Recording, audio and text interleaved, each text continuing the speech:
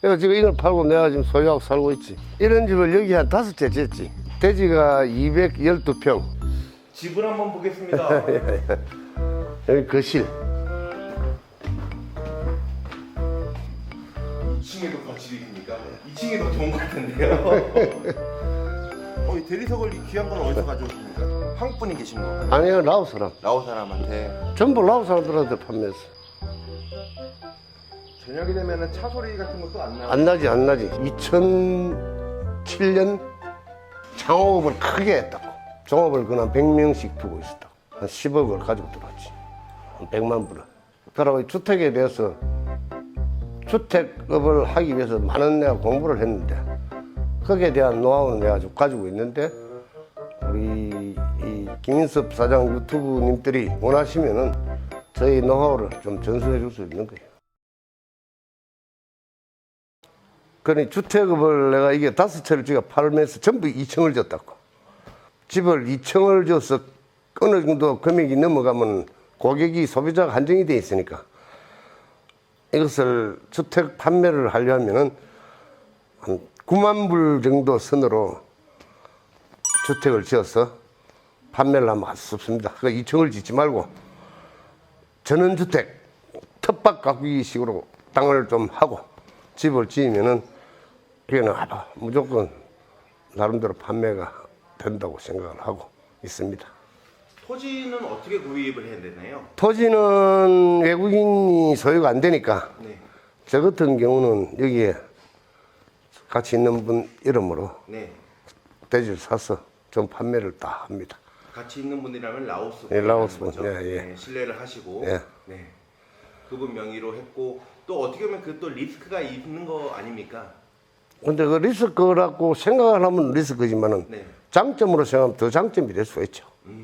왜 꼭 나쁜 쪽으로만 생각할 필요는 없고 그러나 리스크는 있다고 보는데 네. 그것을 다른 방향으로 생각시키면 상당히 더 도움이 될 수 있다고 보죠.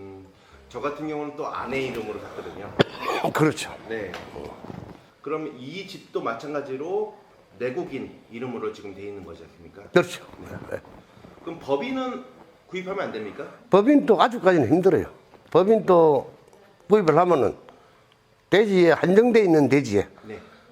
구입을 해야 되고 또 나는 판매할 때는 법인으로 판매를 해야 되기 때문에 네. 그래서 조금 안주까지는 힘이 든데 앞으로는 예.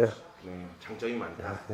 또 집 장사를 하려고 하면은 어떤 집을 지어야 되는지 10만 불 넘지 않는 선에서 네. 집을 짓고 단층을 지었어. 단층 지면 이 건축비가 얼마나 들어가지 아니에요. 네. 그래서 단층을 한 우리 한국의 아파트 40평 하면은 실평수가 한 30평이 안 됩니다. 네. 그래서 여기서 실평수 한 40평을 짓고 대지를 한 30평 정도 가져가면은 텃밭 가꾸기도 되고 이렇게 하면은 거의 한 10만 불 알로는 집을 지을 수 있어요. 부동산을 구매를 하는 거에 대해서도 시내를 사야 되냐, 아니면 살짝 외곽이 낫냐, 아니면 아예 외곽이 낫냐. 그런데 여기에 우리가 교통편이 불편하니까 네. 자기 자가용을 가지고 있어야 되니까 멀리 나가는 거는 좀 그렇고 또 방금 시내는 또 그렇고 약간 벗어난 지점 같으면 상당히 내가 볼 때는 주택지로서는 상당히 좋아요. 우리가 막 간단히 보면 한 20분 내에 20분, 네. 20분. 또 어떻게 보면 시내 중심가는 좀 많이 비싸지 않습니까? 비싸죠. 예. 시내 중심가에서 이런 집을 지으려면 돈이 많이 들어가니까 약간 벗어나서 하는 게 괜찮아요. 지금 대학 가니까 이 정도 같으면 대학 가고 밤에 사람도 많고 너무 한적하면 또 위험하니까 여기는 밤에 또 사람이 많으니까 우리가 한국에서 살아보면서 우리가 이 라오스에 오면 우리가 먼저 살아온 세대가 되니까 네. 이 대지는 거짓말을 안 합니다. 내 경험으로 대지가 내가 구입을 해서 내려가는 방법은 없습니다. 예를 들어 그러면 은행에 이자 정도로 보고 사면은 나중에 그거는 어느 정도 보상이 받지 않느냐 이렇게 생각을 하죠. 회장님께서 계시는 동안에 많은 부동산이 상승했습니까? 제가 14년 전에 여기 와서 비행장 시내 전체를 권역별로 해서 내가 땅값 조사를 싹 다 했어요. 다 했는 과정에 그 당시에 땅 샀으면 지금 아주 부자가 돼 있을 거예요. 그래서 또 우리 한국도 마찬가지지만 또 사대문 안에 땅을 사야 되지. 사대문 밖에 나가서 땅을 사는 것은 많은 시간이 필요해요. 그럼 여기서 우리 간단하게 이야기하면 정권그래서 아이텍 그 도로가에 내가 왔을 때 당시에 스퀘어미터당 180불, 200불 했어요. 지금은 스퀘어미터당 800불, 1000불 합니다. 그러면 그게 벌써 5배, 네. 4배, 5배가 상승했기 때문에 뭐 거품이 아니냐 이런 얘기 있지만 실제적으로 실제적으로 그래야 되는. 지금 아예 이제 코로나 왔어. 약간 내려가겠지만 또 그 가격은 지금 거의 한 도로가에는 유지가 되고 있다고 봐야 돼요. 또 하나 우리 동팔란에 폰시누안에 우리 한인들이 많이 거주하고 있는데 거기에 내가 처음 들어와서 살았기 때문에 거기가 우리 한인촌인데 거기도 지금 스퀘어미터당 600불 정도 할 거예요. 그럼 그 당시에 살 때는 내가 왔을 때만 해도 거의 100불이 안 됐어요. 여기. 그러니까 그것도 한 6배 이렇게 뛰었기 때문에 상당히 많이 올랐죠. 회장님께서는 부동산 거래를 해보면서 좀 이익을 좀 가져가셨나요? 저는 부동산을 사고 팔고는 안 했고 대지를 사서 집을 지어서 팔기 때문에 제가 이때까지 라오스 왔어도 14년 동안 뭐 큰 성공하고 이런 건 없죠. 저는 그냥 밥을 먹고 지내고 한국에 애들 둘이 시집 보내고 또 뭐 이렇게 지니고 있어요. 이렇게 살고 있습니다. 라오스 전체 한인들이 회장님 같은 삶을 살진 않지 않습니까? 그렇죠. 그거는 좀 힘들죠. 또 그만큼 또 노력을 하셨고. 노력이라기보다는 막 운이 좋았어요. 나는 막 열심히 했습니다만 또 큰 리스크 없이 이때까지 살아왔는 거예요. 어떤 사업을 하셨습니까? 여기 오셔가지고. 제가 처음에는 목재 때문에 왔다가 네. 또 이 장사를 하기보다는 내 꿈이 나이가 들면은 동남아에서 살겠다는 게 꿈을 가지고 살았어요. 왜? 목재 사업을 할 때 인도네시아, 말레이시아 쪽에 나무를 수입을 해서 우리가 가공을 해서 판매가 수익을 많이 남겼기 때문에 나는 좀 나이가 들면 이 동남아 와서 살겠다는 마음을 항상 꿈을 가지고 여기 왔는데 와가 또 소유를 해야 되니까 목재 쪽에 신경을 쓰다가 목재가 여의치 않기 때문에 이 본의 아니게 차 사업을 했어요. 중고차. 네, 중고차인데 내가 이 나라 왔을 때 우리나라 사람들은 중고차가 10년, 15년 된 차들을 전부 다 판매를 하고 있었어요. 많은 차들이 들어와서 판매를 할 때 내가 이게 늦게 들어와서 그 사람을 하고 경쟁을 할 수 없으니까 틈새 시장을 노리기 시작했어요. 그 틈새 시장이 우리 한국에서 한국은 도로 인프라가 너무 좋으니까 1년 탄 차는 새 차나 마찬가지예요. 또 왜 1년 탄 차를 가져오게 되냐면은 1년 탄 차를 한국에서 수출을 할 때 한국 정부에서 부가세를 환급받습니다. 그래서 1년 딱 된 차를 내가 이 나라에 최초로 가지고 오기 시작했어요. 거기 이 나라에서 국민이 제일 좋아하는 스타렉스. 그래서 그랜드 스타렉스를 가져왔고 또 성룡차와 이런 우리 대한민국에 이름 있는 차를 다 가져와서 내가 판매를 하는데 그 당시에 환율이 달러당 한 1,500원 할 때입니다. 예, 그러니까 1달러가 1,500원 하니까 여기 한국에서 차를 가져와서 그 당시에 저 입장에서 차를 한 대 판매를 했을 때 한 2,000불 정도가 남았어요.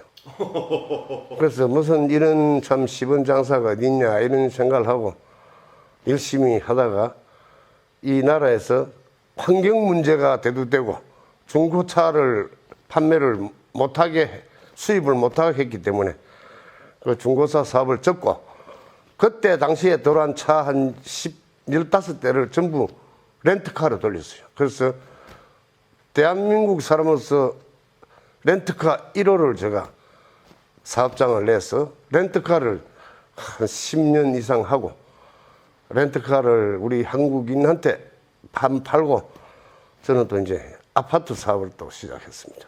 그게 MK 아파트. 예, 그게 MK 아파트입니다. 예. 여기서 짚고 가야 되는 게 그 당시 중고차 수입을 했다고 하면은 평균적으로 한 달에 몇 대 정도 들어왔습니까? 여기에 중고차를 큰 사업을 하는 분들은 일주일에 150대씩 들어왔어요. 일주일에. 그러면 한 달이면 그 600대씩 가지고 돌아서 팔았어요.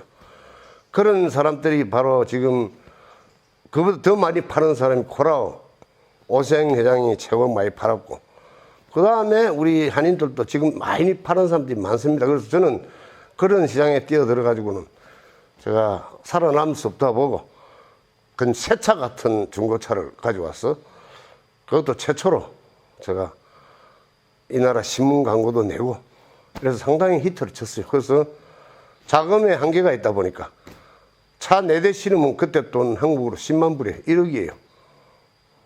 저 같은 차는.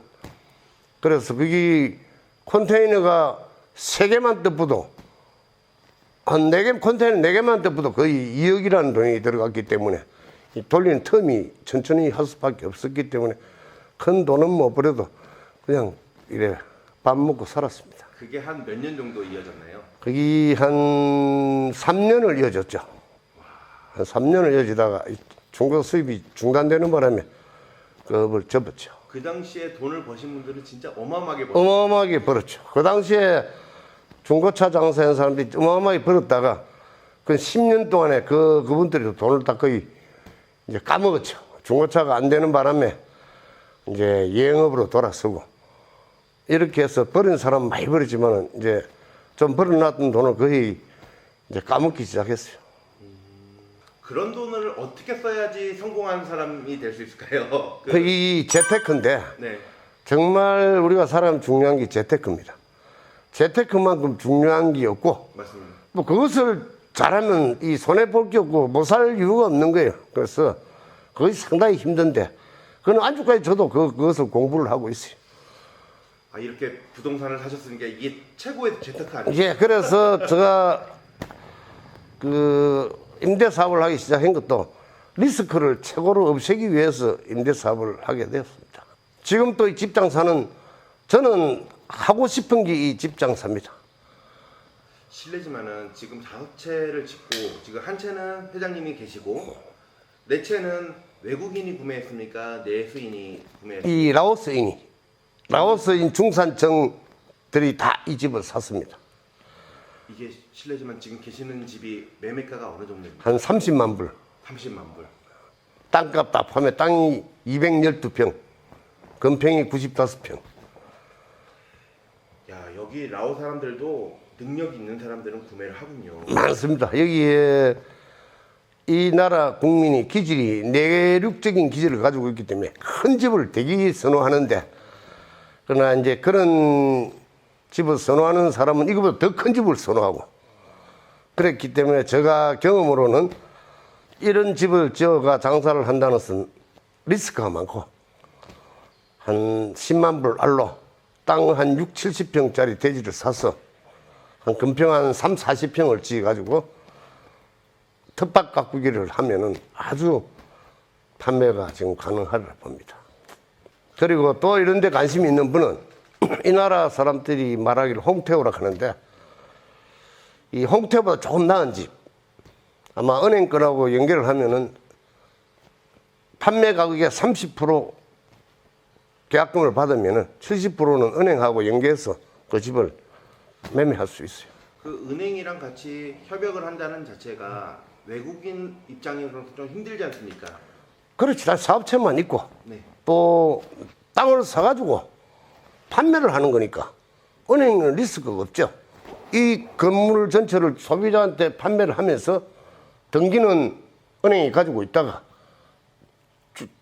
할부금이 다 들어오면 은행에서 눈 가지기 때문에 은행으로서는 아무 문제가 없죠. 어느 은행이나 자기가 그래 할 수 있다고 봅니다.